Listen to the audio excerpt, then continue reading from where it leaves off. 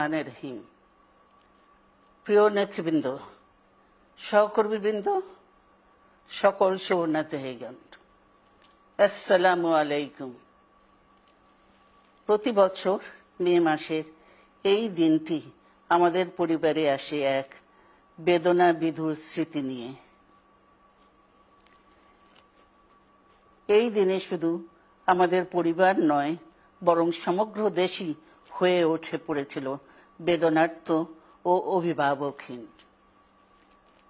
আমাদের প্রিয় মাতৃভূমি বাংলাদেশের জন্মের সাথে জড়িয়ে থাকা এক অবিচ্ছেদ্য নাম শহীদ প্রেসিডেন্ট জিয়াউর রহমান, যে চট্টগ্রাম থেকে স্বাধীনতার ঘোষণা করে তিনি এ দেশের সাথে তার নাম অবিচ্ছেদ্য করেছিলেন।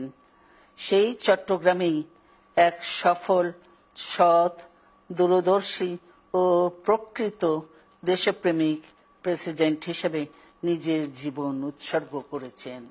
এদেশে গণতন্ত্র, স্বাধীনতা, সংবাদপত্র ও বিচার বিভাগের স্বাধীনতা, স্বনির্ভরতা ও উন্নয়ন এবং নিজস্ব জাতীয়তাবাদ সৃষ্টির অনন্য রূপকার শহীদ জিয়া, যে গণতন্ত্র প্রতিষ্ঠা আর সার্বভৌমত্ব রক্ষার লড়াইয়ে তিনি শাহাদাত বরণ করেছেন, সেই গণতন্ত্র নিরবচ্ছিন্ন যাত্রা আজও বাধাগ্রস্ত হচ্ছে প্রতি পদে পদে।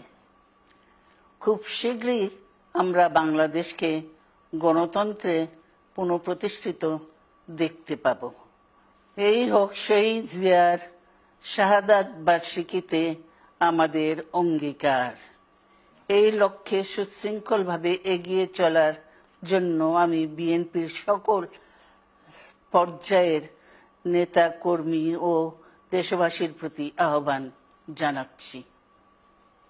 মনে রাখবেন, সবার জন্য গণতন্ত্র ও উন্নয়নের মাধ্যমে সকল সমস্যার সমাধানের যে রাজনীতি শহীদ জিয়া রেখে গেছেন, তা বাস্তবায়নের মাধ্যমে তার প্রতি শ্রদ্ধা জানাতে হবে।